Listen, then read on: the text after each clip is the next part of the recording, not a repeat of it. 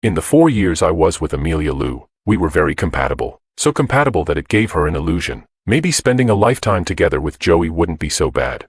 So she publicly displayed our affection. The news that I was going to marry her spread everywhere. But right at this critical moment, my brother, who had married and moved abroad, suddenly got divorced and returned home. Amelia personally picked him up from the airport, took him to various events, and helped him expand his network. Everyone was waiting to see me become a laughingstock, but I felt relieved. Phew, scared me to death. Who wants to marry her? Chapter 1. The day Louise Fu returned home, Amelia was in my bed. I grabbed her waist and pressed her hands, pinning her to the bed. Her face was flushed, already aroused, but when that special ringtone rang, she snapped out of it like a fish and slipped away. I caught her hand. Where are you going? She brushed my hand aside and said, Louise called me. It must be urgent. She took the call in a hurry, not even bothering to put on her shoes. I don't know what was said on the other end. Her originally furrowed brow relaxed. She said softly, you can't do this again next time. Wait for me. I'll be right there.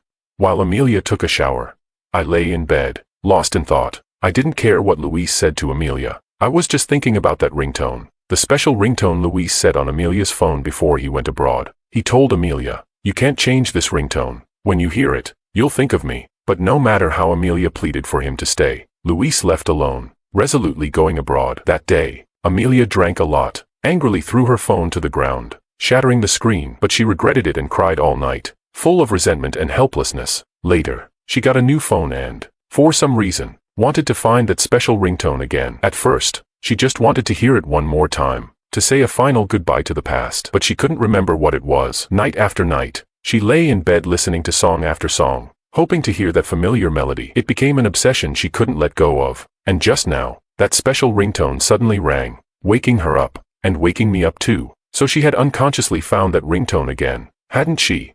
Amelia came out quickly. She dressed while saying to me, I'm going out, don't wait for me.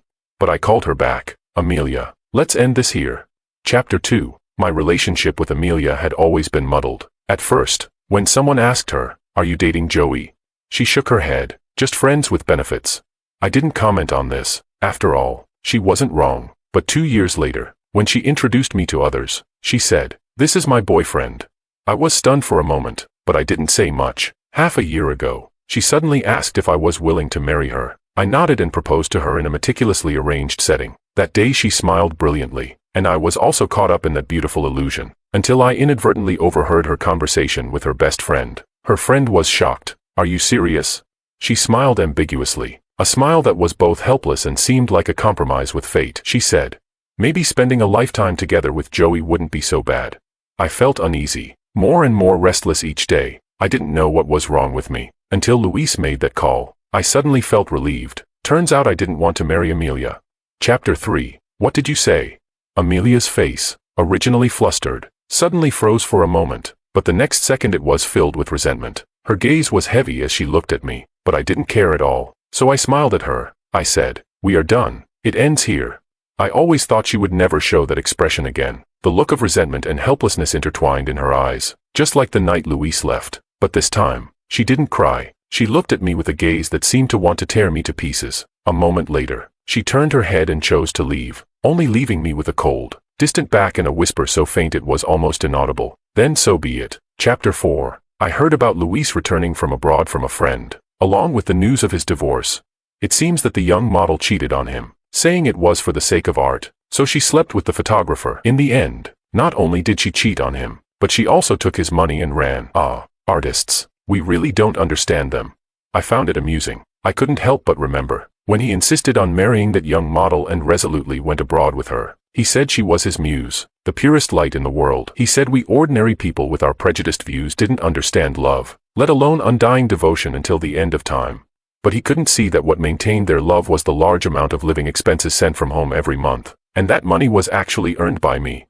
But none of that mattered. It's been 3 days since I told Amelia we were done. I sent her a message, asking when she would come to pack up her things. She ignored me. I contacted her assistant, asking him to handle it. The assistant hemmed and hawed, constantly making excuses. So I changed the locks and decided not to bother anymore. I bought this house for Amelia because she said she liked the tranquility of the river flowing under the bridge every morning. So I stayed with her in this inconveniently located edge of the city. Now that I've moved back to a spacious apartment near the office, I realize how foolish I was before. Isn't it nice to sleep half an hour longer? Back at the office, I suddenly remembered there was a banquet tonight. Originally, I was supposed to attend with Amelia, but now I needed to find someone else last minute. So I asked my assistant to arrange someone to accompany me to the banquet tonight. The assistant looked puzzled. Aren't you going with Manager Lou? She should be going with someone else. The assistant's expression changed several times, not knowing what to imagine, and she looked indignant. Don't worry, Mr. Wong. I'll arrange the best for you. The next moment, she said awkwardly, Mr. Wong, it's a special holiday. No one's taking orders. How about we make do? I was speechless and asked, what do you mean by make do? She tentatively said, currently, only a courier girl is willing to take the order. Her profile says she loves boxing and is a fierce lady. What do you think, Mr. Wong? I asked helplessly, do I have a choice? She shook her head, looking innocent. I was speechless. What else could I do but ask? But when I saw her in person, I was stunned. How to describe it? This figure, curvaceous. This face, bright eyes and white teeth, smooth and tender skin, a pair of long legs with firm yet elegant lines, making one's heart race. This wasn't just making do. This was a hidden gem among courier girls, a bona fide goddess. If only she weren't so talkative. We're a proper company. We don't take escort jobs. Of course, it's not entirely off the table, but that's a different price. And Manager Amelia Lou, she won't complain about me, right? I have a 99.9% positive rating. If I get a complaint, my bonus is gone. Of course, all this can be resolved if you insist. Shut up. I couldn't take it anymore. Gritting my teeth and spitting out the words, she looked innocent, calmly finishing her sentence, it'll cost extra. I took a deep breath, be quiet, or I'll file a complaint. Of course, if you perform well, I'll give you a 5-figure bonus afterward. She gave a satisfied okay sign. Don't worry, I'm a professional. Chapter 5. The professional lady had sharp eyes. As soon as he walked in the door, he exclaimed, what the hell? My brow twitched, and I angrily rebuked, no swearing. She pointed not far away and said to me, your fiancé is over there. Of course, just my fiancé alone wouldn't have elicited such a reaction from her. The main thing was the man standing next to my fiancé, and my fiancé was holding his arm, smiling charmingly. She looked like she was enjoying the drama, saying, you've been cheated on. I was speechless and helplessly responded, that's my brother. She became even more excited, her smile almost breaking into laughter. Wow, double kill. I wasn't sure if it was because of the professional lady Leona's playful banter, or if I was just calm, watching Amelia and Luis. I didn't feel much. Of course, I didn't plan to go up and greet them, but Luis came over on his own. Brother, long time no see. I've been back for days, and I finally get to see you. Why haven't you been answering my calls? Unbelievable. His tone was so passive-aggressive, clearly implying that I was not on good terms with him and wasn't a loving brother. He continued, Mom and Dad miss you too. When are you coming home for dinner? They'd be so happy. Amazing. He was implying that I wasn't on good terms with my parents either and never visited, making me look like an unfilial son. Seeing me remain silent, he added, I even brought you a gift. Please don't be mad at your brother anymore. Damn, this bastard hasn't changed at all, indirectly calling me petty and narrow-minded. Ever since we were kids, this bastard was like this. When he made a mistake, he would tell everyone it was his fault, and somehow, everyone ended up thinking it was my fault. As I grew older, I realized Luis was truly a manipulative person. So I said, answer your call. When did you call me, brother? Your memory must be failing. Could it be you don't remember your brother's number but remember your ex-sister-in-law's number?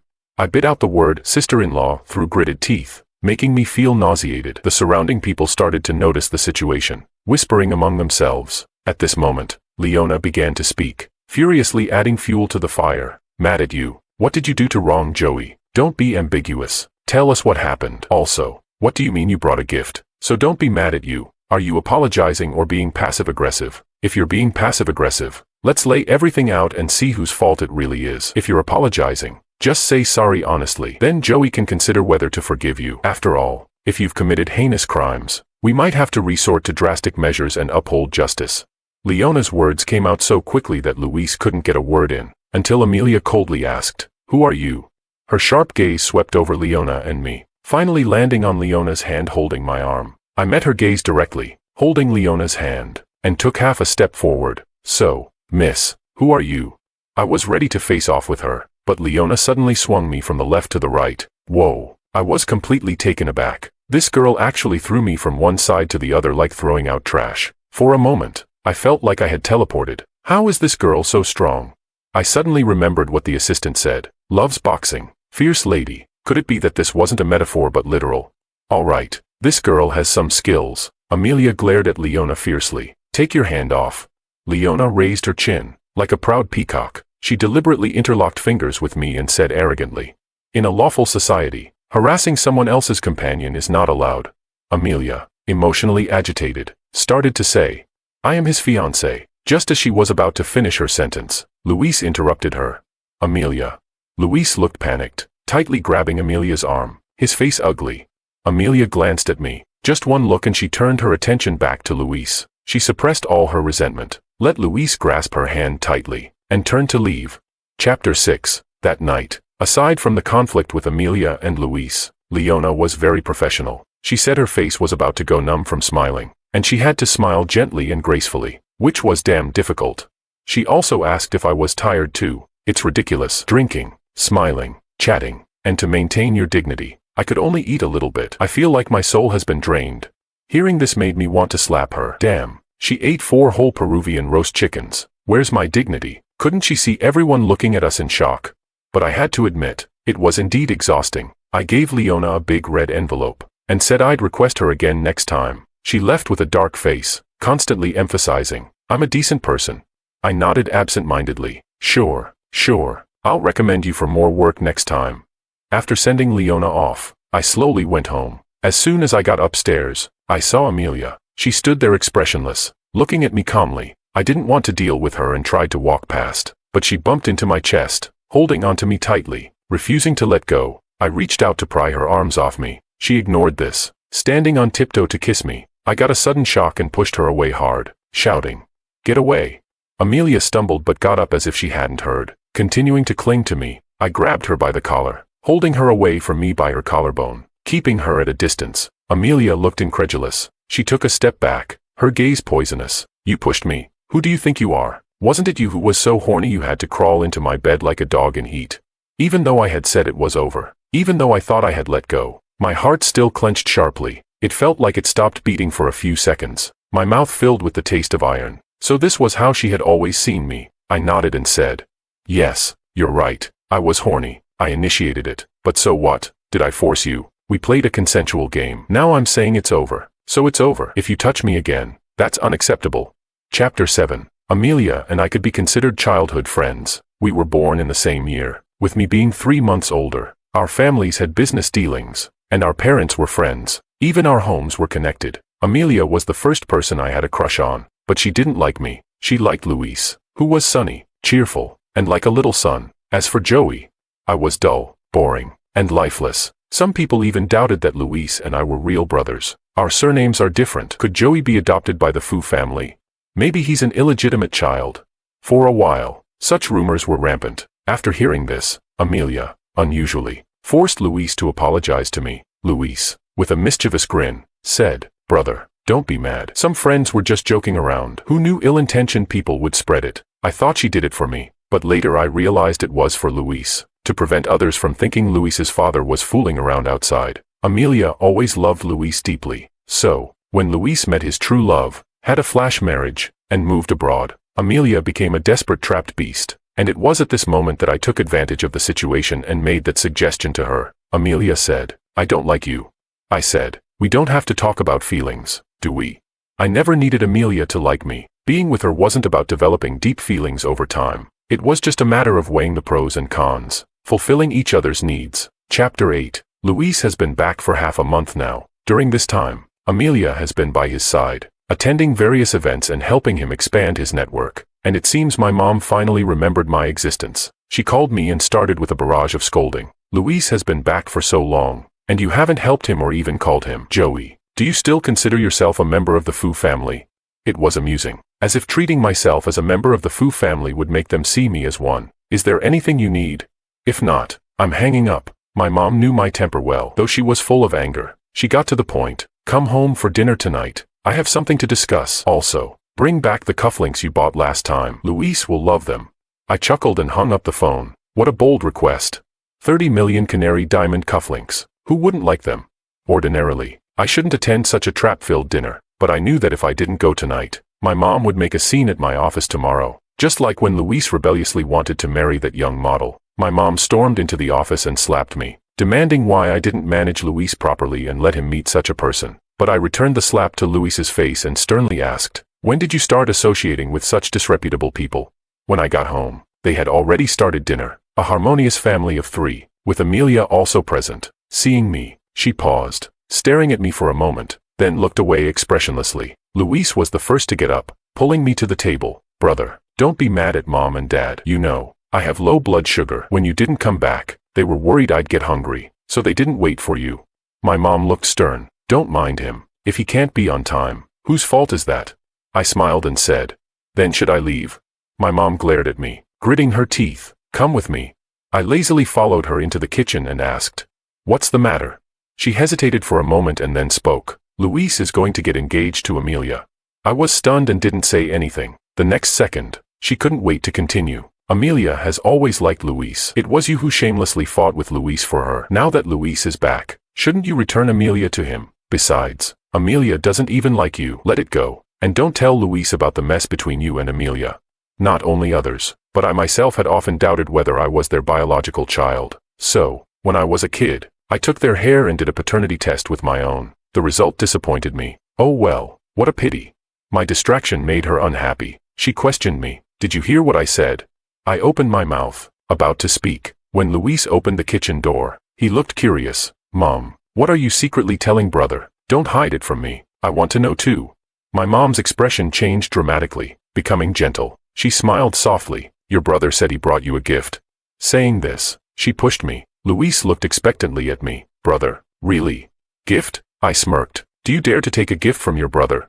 Luis's face stiffened, remembering unpleasant past events. My mom wanted to say something, but I had already decisively walked to the living room. After all, I still had a big job to finish. What a feast. This table full of food, all Luis's favorites. I looked at Amelia with a dark expression. She stood up in fright, taking a few steps back, looking at me nervously. "What's wrong? What happened?" I glanced at her and smiled. "I'm fine, really fine. Never been better." I grabbed the edge of the table and lifted it a bit. It was heavy. No wonder. It was a marble table. But since I came to this trap-filled dinner, I was prepared. So I made a call. "Leona, bring the hammer up here." Less than 10 seconds after hanging up, Leona burst in. She asked, "What do you want to do?" I tilted my chin up. "Hand it to me." "Joey, don't you dare." I wasn't sure whose voices they were. Probably Amelia and my mom. I couldn't tell clearly. Just as I was about to swing the hammer, my dad and Luis grabbed my hand tightly. At that moment, Leona, with a look of sudden realization, said, "You should have said so earlier." The next second, she raised her fist high. Then it fell like a gust of wind. With just one punch, the marble table cracked from the point of impact. The crack spread like spider webs across the entire table. The next second, a continuous crisp sound filled the room. Dishes and plates fell with a crash, clattering. Soup and food splashed everywhere. The whole table was easily smashed by her. The sound was too pleasant. My mom was stunned. My brother was stunned. Amelia was stunned too. Only I looked at the mess, smiling in satisfaction. No wonder she's my fierce lady, the female boxer. I definitely have to give her a bonus. Chapter 9. I met Leona at the security booth. She was wearing a uniform from a certain delivery company, pestering the security guard to let her in to deliver food. "Aren't you a courier?" She chuckled. Same thing. Short on money." "Yep." So I let her into the car. Originally, I intended to fulfill our previous verbal agreement, giving her a job as my secretary, and this time having her wait in the car holding the hammer. But I didn't expect her to have such skills. My mom tried to rush over and hit me, but Leona blocked her. "Auntie, do you want to try my slap?" My mom covered her face, retreating 2 or 3 steps. "Joey, are you crazy?" Luis supported my mom, angrily scolding. "Brother, apologize to Mom right now." I looked away and said to Leona, "Let's go." With Leona by my side, no one dared to step forward, but as we were about to leave the front yard, Amelia caught up. Her gaze pierced through Leona, staring at me. "Joey, who is she?" I pulled Leona closer and said to her, "What do you think?" Her face turned ugly. I turned to leave. She spoke again. "Luis said he wants to be with me." I paused. "Oh, congratulations. You got what you wanted. Is there nothing else you want to say?" I looked at her. "When you get married, I'll bring a gift." Amelia laughed. A laugh uglier than crying. "Good. Very good." Watching Amelia's departing figure, Leona rubbed her palm and said, Why do I feel like she's such a pretentious coquette? I was silent for a while, then asked nervously, "How are you so strong?"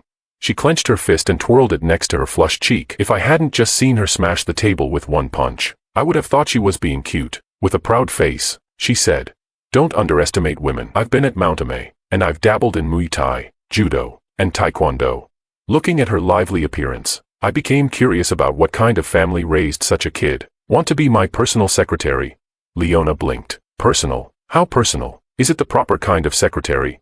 I was speechless. She shrank her neck. Well, how much is the salary? How much do you want?" Leona held up a hand. I asked, 50,000. She was about to wave it off when I said, "That's fine." Leona's eyes widened. I looked at her puzzled. "What were you about to say?"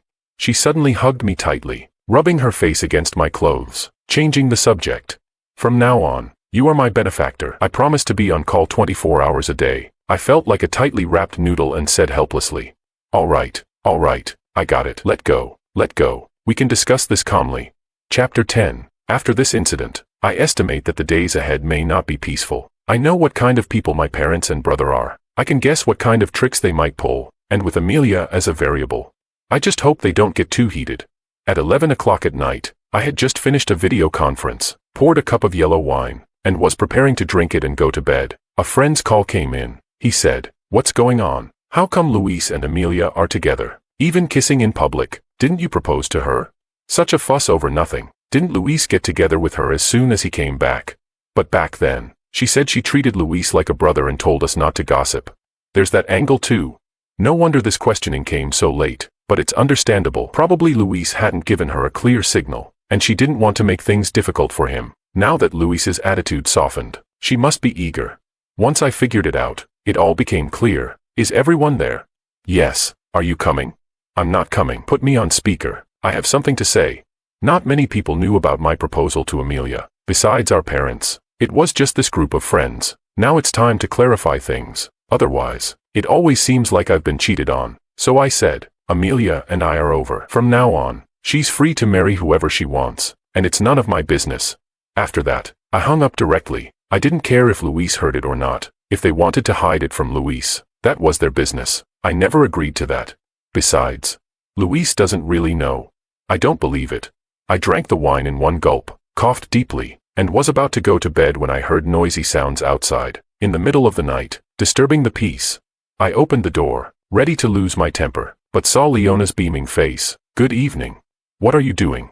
She pointed to the house opposite mine. "Moving in." I rubbed my forehead in frustration. "Moving in." She nodded repeatedly. "How can I be your personal secretary if I don't live nearby? What if you need something when I'm not around?" I wanted to say, "You're overthinking it," but seeing her hopeful eyes, I hesitated, so I beckoned. "How much is the rent? I'll reimburse you." Leona, without hesitation, handed over the rental agreement. Her sincere straightforwardness defeated me. "Keep it quiet. I'm going to sleep." She mimed zipping her mouth and gave an okay sign. She nodded heavily, with a look of, "You can trust me." I sighed and closed the door. I thought I might hear some noise, but it was completely silent. So silent that I fell asleep peacefully. Chapter 11. The next day, I brought Leona to the office. Seeing her, the assistant's eyes widened. Seeing her overthinking expression, I immediately explained. "From now on, she'll be by my side as my personal secretary. Enter her information." The assistant nodded repeatedly and secretly gave Leona a thumbs up. As we passed through the office area, everyone's attention was drawn. Watching Leona with her striking appearance and tall figure, following closely behind me. The employees whispered, unable to hide their smiles. I didn't need to hear what they were saying to know what they were thinking. And Leona, looking carefree, was laughing loudly behind me. I asked, "What are you laughing at?" She said, "Everyone's laughing. Wouldn't it be odd if I didn't laugh?" I was speechless. Are you really this naive, putting all your points into strength? But soon, everyone saw that my secretary was definitely not the type they imagined. During the morning meeting, my mom brought Luis, trying to barge in, but Leona blocked them. Seeing Leona, they obediently followed her to my office, allowing me to finish the meeting uninterrupted. When I returned to the office, my mom was hysterical. "What are you trying to do? Do you want to drive Luis and me to our deaths? Didn't you promise me you wouldn't tell Luis about you and Amelia?" "I never promised." I looked at Luis, "And how do you know he doesn't already know?" Luis lifted his head, meeting my gaze, half questioning, half resentful. "Brother, you knew Amelia loved me. Yet you took advantage. Don't you feel despicable? I took a step forward, questioning. Were you married to her at that time? He replied. No, but, I asked again. Were you with her at that time? Although not, but, who was she to you then? Your girlfriend or your wife? He was speechless, muttering. She was nothing. I sneered, reprimanding. Good, so she was nothing, yet you dare to question me. What I did with her, how I did it, has nothing to do with you. And what are you? Weren't you off pursuing your own love? What now? After getting married, you still want a backup? Someone like you, blind and indulgent, dare to act deeply affectionate and question me. I suggest you clear the water from your brain. Every time you think, it stinks. People might think you're playing with mud in your head. Luis's face turned red, his body trembling, finally speaking after a long while. It's your fault. Amelia said you forced her. She said that. Luis lifted his chin. Yes. I laughed and said, good. Let her sue. Call the police. Don't you dare not go. Take her. Go immediately. Or should I drive you there? Do you have any shame? My mom shouted, raising her hand to hit me, but I grabbed her wrist, immobilizing her. Luis angrily shouted, you dare hit Mom? You're truly a bastard with no parents. He pretended to punch me, but seeing Leona's bright, expectant eyes, he froze. I let go of my mom's hand, glanced at the time, and asked, anything else? Will you leave on your own or should I call security? The drama concluded. I thought today would be peaceful for a while, but the assistant hurried in. Manager Lou rejected the cooperation plan submitted a week ago. I asked in a deep voice, reason? The assistant shook his head, no reason. I said, submit it again. It was rejected again. Clearly, Amelia did it on purpose. I called her, what do you want? She said softly, if you want to talk, come yourself. Leona drove me to Amelia's company. She slipped a panic button into my pocket. For the first time, she looked serious and said, press here, and wait 10 seconds. 10 seconds, can you fly? Anyway, it's not like I'm going into a lion's den.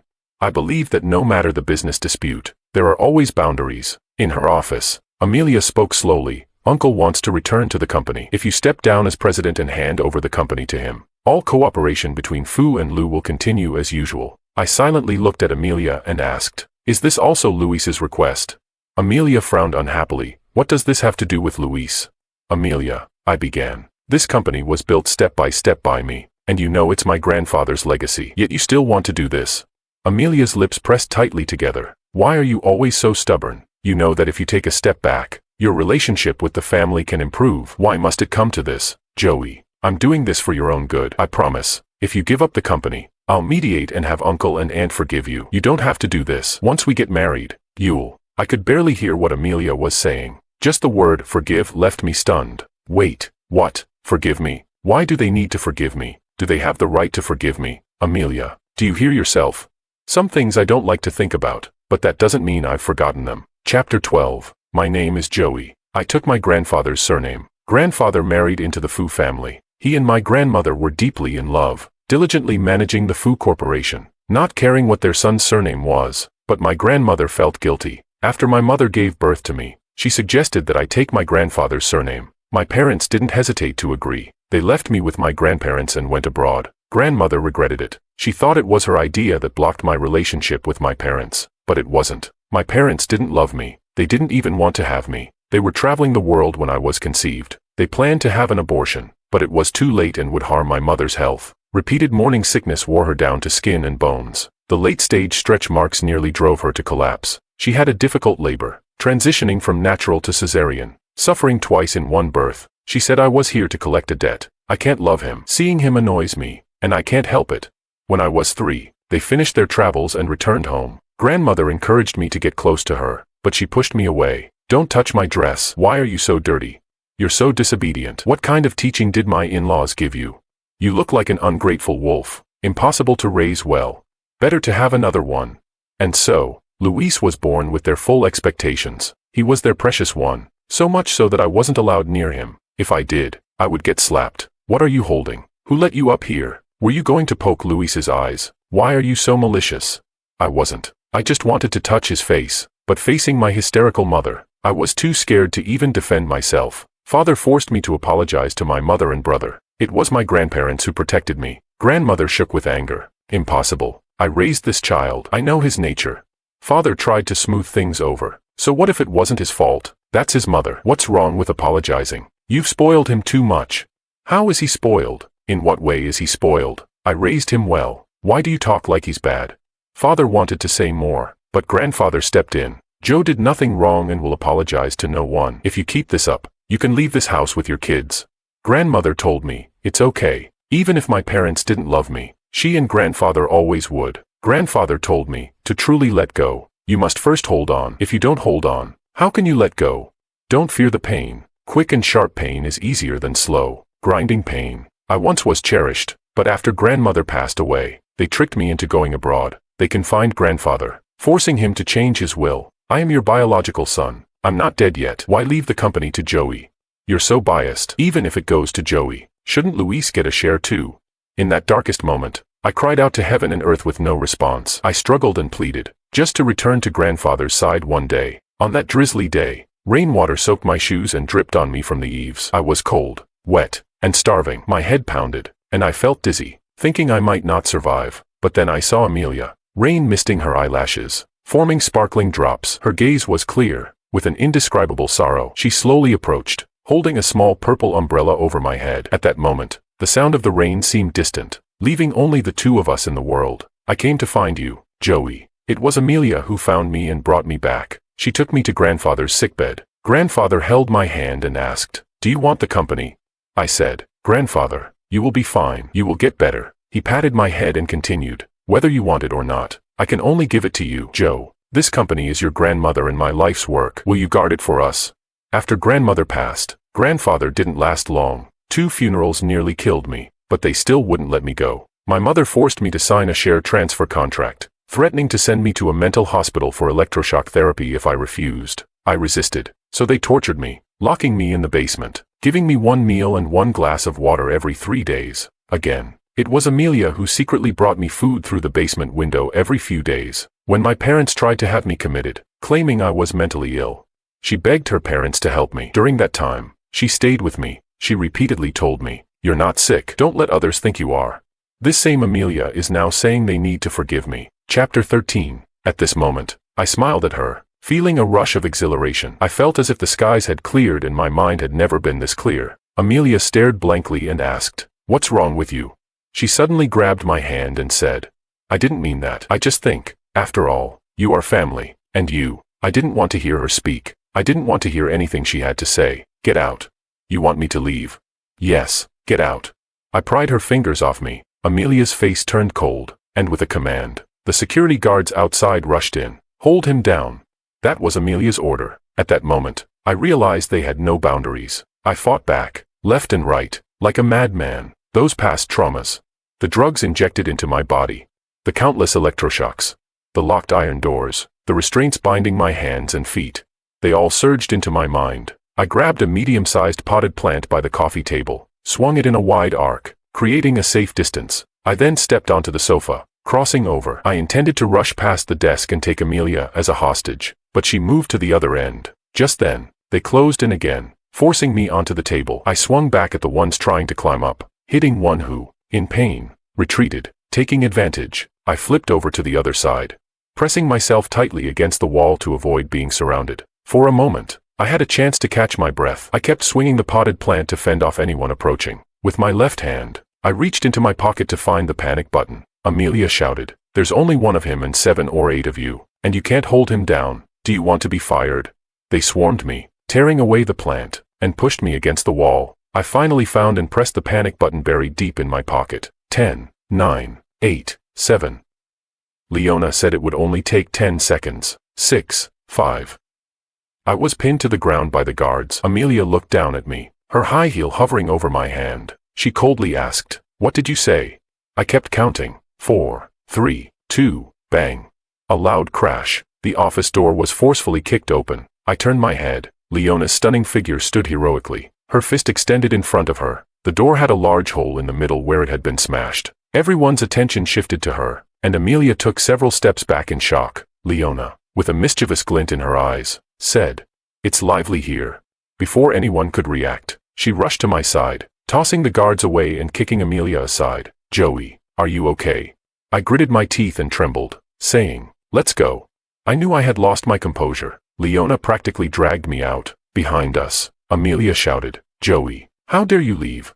Chapter 14. Leona took me to her home without asking. It was simply decorated, with no ornaments, giving it a stark, lifeless feel. Leona walked around a few times before finally bringing out a can of beer. She scratched her head awkwardly and said, "I wanted to find you something else, but this is all I have. Maybe you should go back." Before she could finish, I took the beer from her hand. "This will do." I didn't want to go home, even though my home was right across the street. At this moment, I didn't want to be alone. Leona, usually so talkative, was uncharacteristically silent. She sat with me, drinking can after can of beer, until I was slightly tipsy. I started to speak. I talked about my grandfather's last words to me, about the decline of the Fu Corporation. The company my parents had coveted for so long was already a fading flower. When I took over, my father had ruined it beyond recognition. I was holding it together by sheer force of will. It was exhausting. I didn't dare relax. I was afraid of disappointing my grandparents. I was afraid they'd be angry, blame me.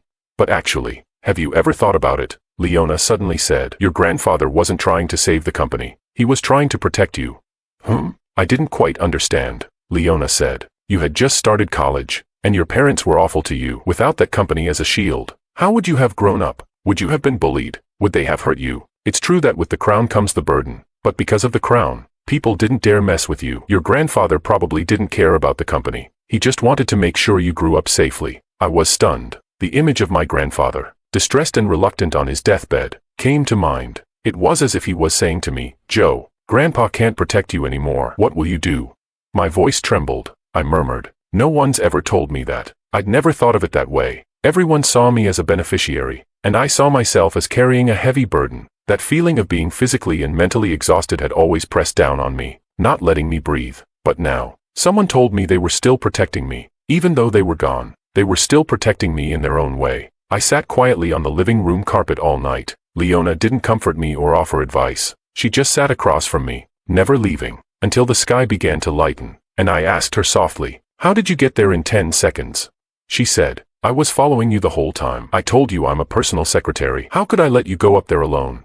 Chapter 15. Amelia kept her word. She began to attack the Fu Corporation's business on all fronts, not caring if it meant harming herself in the process. The board of directors kept pressuring me repeatedly. My parents, on the other hand, suddenly went quiet. They were waiting to reap the benefits. Luis came to see me, pretending to be kind. "Brother, don't blame Amelia. She's doing it for me. Father is old, and our parents have been suppressed for too long. I just want them to have a secure old age." I was too busy at the time. I didn't even want to give him a glance. I just told Leona, "Throw him out." Luis stormed off in a huff. "Joey, one day you'll beg me." Beg him? Is that possible? In my busy schedule, I took a moment to think about it. Probably not. Amelia gradually undermined my authority. I didn't resist. Everyone thought I was a goner, unable to bounce back, but they didn't know I had been busy making money. All the deals Amelia blocked were snatched up by a company called Domboy Investment. The reason I hadn't left yet was to wait for those key staff members who had resigned and wanted to leave with me. I sighed and told Leona, "I really envy those rich second-generation heirs who just need to live off their family wealth. As a third-generation heir, I feel so helpless." Leona's face was odd. "Why?" I pouted. "Haven't you heard? Wealth doesn't last 3 generations. What are you going to do?" I shrugged. "Since I can't live off the family wealth, I'll have to become a lonely and cold tycoon myself." Leona rolled her eyes. "Poor you." I suddenly stepped forward. She shrank back. "What are you doing?"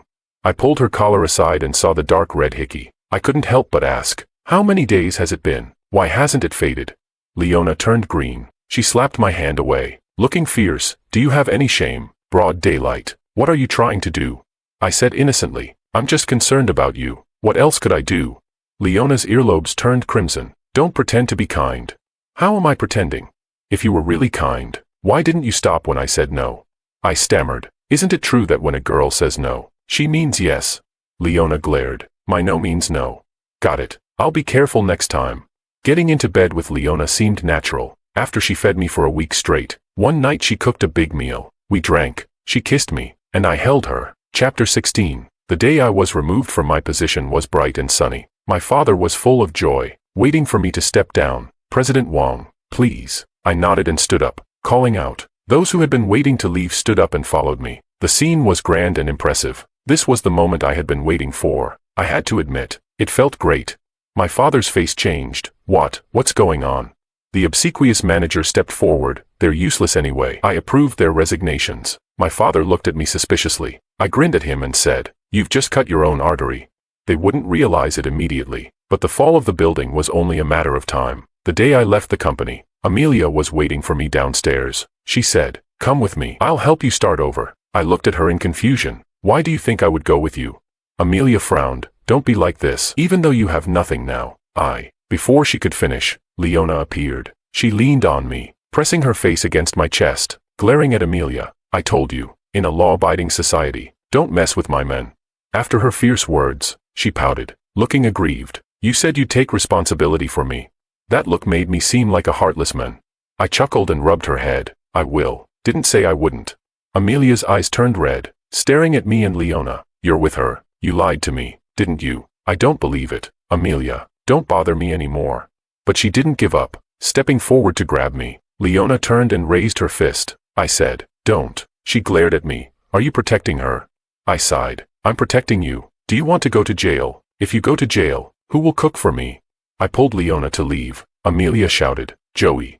I turned to look at her. Her gaze was a mix of resentment and pleading. "If you dare leave with her, we're really over." "Over?" I laughed. "Amelia, when you helped them against me, we lost the last bit of our connection." I didn't want to hear more from her. Neither did Leona. She childishly covered my ears and hung onto me. I sighed and picked her up. Chapter 17. The yellow jacket is mine, and I've never tried to hide it. It was no surprise that Amelia found out. When she stormed into my office, her face was red, full of disappointment and resentment. "You've been lying to me." I asked Amelia, "What did I lie to you about?" She gritted her teeth and spat out 2 words, "Yellow jacket." "Amelia, you should have done your research before confronting me. I founded Yellow Jacket 3 years ago. I told you about my hopes, my plans, and my dreams, but you didn't listen." Amelia looked bewildered, clearly having forgotten. "But the Fu Corporation was entrusted to you by your grandfather, and you just abandoned it." I laughed. "Get it straight. Did I abandon it, or did you all force me out?" "I didn't really want to force you out. You just wanted to make me bow down, didn't you?" My words made Amelia clench her hands at her sides. "You know I'm not someone who bows easily, so you used what I care about most to manipulate me. I can understand all that, but what I don't get is why you did it." "No." Amelia shook her head in panic. "I was just angry at you. I wanted you to bow down, to coax me, and come back to me. We were ready to get married, but you suddenly said it was over." "Joey, why are you treating me like this, betraying me like this?" Her words were so absurd, they left me speechless. Before I could respond, Luis stormed in. He rushed at me, but Amelia stepped in front of him. "What are you doing?" His eyes blazed with anger as he questioned me. "Did you force Amelia to come here? How can a brother like you fight with your own brother over a woman? Do you think she brought you back from abroad because—" "Stop talking." Amelia looked at him in horror, trying to cover his mouth. "If you say one more word, we're done." Luis, filled with rage, said, "Amelia, what's wrong with you? You're willing to break up with me for him." This farce made me laugh. My laughter infuriated Luis. He shouted, "Do you think you've won? Are you feeling proud?" I nodded seriously. "Seeing you upset makes me happy." Luis's face turned red with anger. "Ha, you're proud? Do you really think she likes you? Don't you know that what you thought was your salvation was actually all for me?" "Stop talking. Shut up." Slap. Amelia slapped Luis hard. She was trembling, looking at me in panic. "No, Joey." Luis seemed to expect me to break down. Amelia looked at me with caution, but in truth, I felt no turmoil inside. I said, "I know." Someone had asked Amelia why she brought me back from abroad and why she protected me. Did she fall for Joey? She said no. How could I care about his life or death? If he just died like that, it would lead to an investigation involving Luis's parents, causing a lot of trouble for Luis. I had recorded those words and kept them on my phone, listening to them over and over. Now, I played it for Amelia. Her face turned white as a sheet. "Why? If you knew, why did you stay with me?" I leaned back in my chair, thinking about how to phrase it. Maybe I was too young then. Losing 2 close family members and being betrayed by the rest. I felt like I couldn't go on. But to live, I needed something to hold on to. No matter why you were good to me, you were still good to me. So I fell for you. But Amelia, loving you is a doomed, losing deal. What should I do about it? My grandfather always told me to pick things up and put them down. What does that mean? It means you have to pick them up before you can put them down. So I thought, how can I let you go? The first step is to have you. Amelia took 2 uncontrolled steps back. Are you telling me that every day we were together, it was all just to leave me?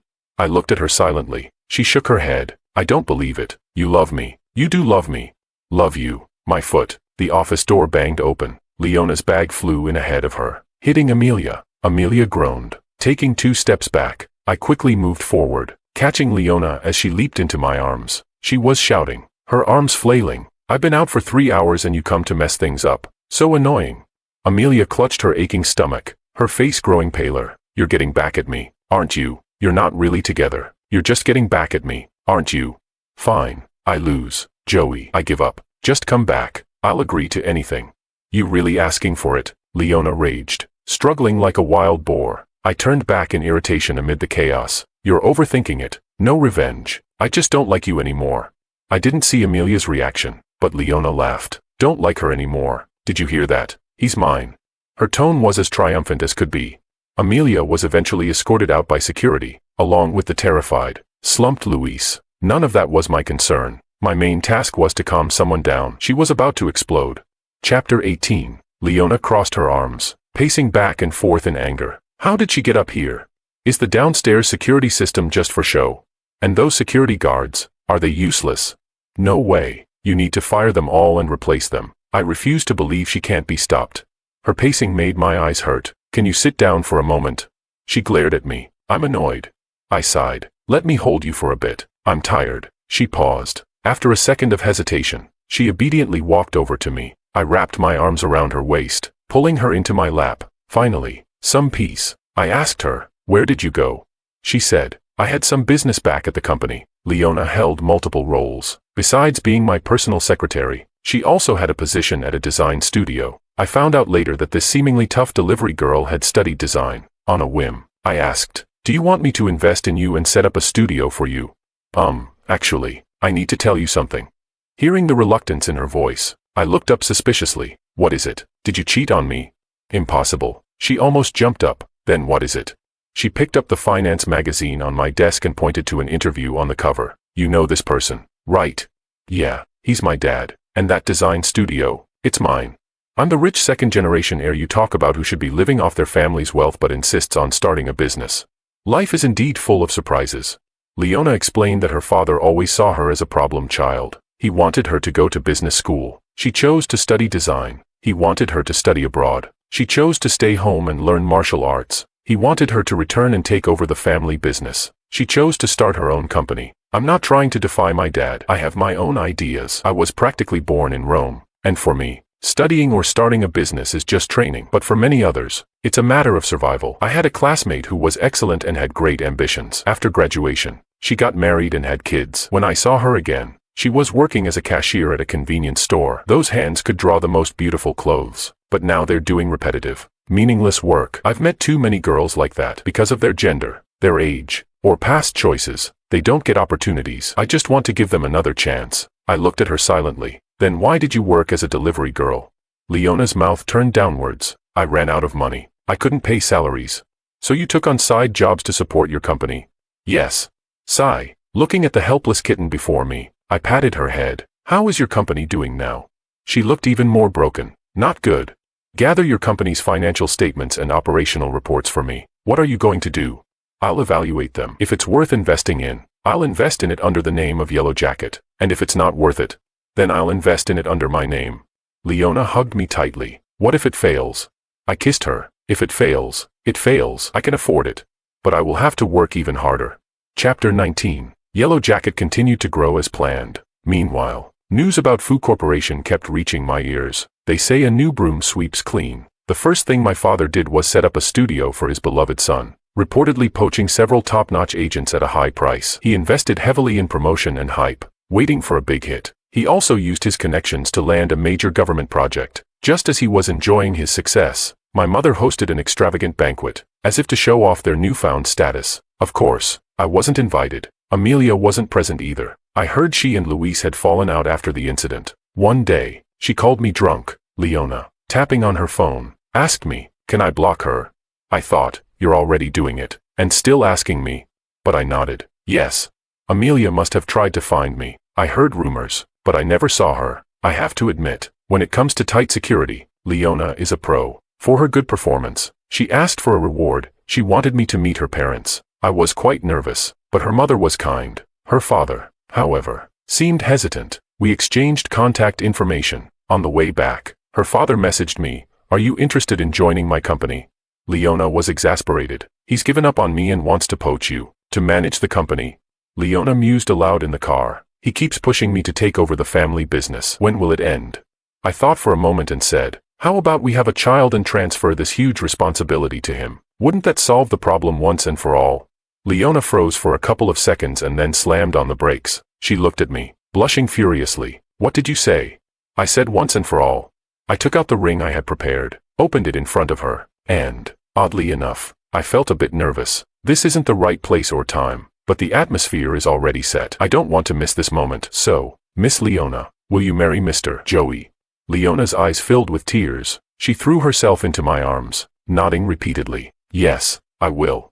Chapter 20. The Fu family fell apart. Their carefully constructed illusion shattered in an instant. Though my father lacked business acumen, he wasn't stupid. I never imagined he would resort to bribery. It was obvious someone wanted to take advantage of him before everything fell apart. A simple trap, and he walked right into it. 20 million. Enough to keep him in prison for a long time. My mother found me, demanding that I pay to get him out. I looked at her, amused. He broke the law. How do you expect me to get him out? She scoffed. Isn't it just about money? You don't want to spend a penny to help your father. Your grandfather made you promise to look after us. I nodded. Grandpa did make me promise, but he said to make sure you don't starve. That's it. Besides, I advise you not to make any rash moves in such a sensitive time. But she wasn't one to listen. 3 days after I spoke to her, she was taken to the police station, charged with causing a disturbance and trespassing. It was obvious she had tried to bribe someone and they called the police. The police contacted me to bail her out. Was it because the other party didn't want to cause a scene? No, the official didn't want the trouble, but my mother still thought she was right. I was so angry I laughed. Go ahead, do what you want, then you can all be together inside. She fell silent, grabbing my sleeve. You won't just abandon your father, will you? I pushed her hand away. I can't help him. What about the company? It was left to you by your grandfather. You'll take care of it, right? I looked at her suspiciously. What did you do? She avoided my gaze. I didn't do anything. I just heard the project was very profitable. They said it was a sure thing. It's our family's company. It won't be a problem if you just put the money back in. I stepped back, looking at her coldly. That's your problem, not mine. But it was your grandfather's company. It's yours now. I told her. You have another son. She fell silent at that. I went to Luis out of spite. I didn't expect to give her a new idea. That night, Amelia called me again with a different number. I was about to hang up and block her when she spoke urgently. Luis came to me. My hesitation seemed to give her hope. She spoke quickly. They came to me, asking for money to pay off the debt. I refused. Joe. I turned him down. I didn't help him. After a long silence, I spoke. You should have helped him. If you did, I would at least think you sincerely loved someone. But now, you love no one. I love you, Joey. I love you. I really do. Come back, please. I was wrong. I'll never talk to him again. Never see him again. Just come back. Okay. Amelia. I'm here. Don't contact me again. Joe. Don't call me that. It's disgusting. Joe was the name my grandparents gave me, meaning broad-minded, able to carve out a place even in a harsh world. Grandpa said, that's how our family should be. The name represented the expectations of those who loved me. So, I only wanted to be called that by those I loved and who loved me. Like Leona. Can I call you that? Leona asked shyly, holding onto my back. I moved heavily, almost breaking her, and asked, do you love me?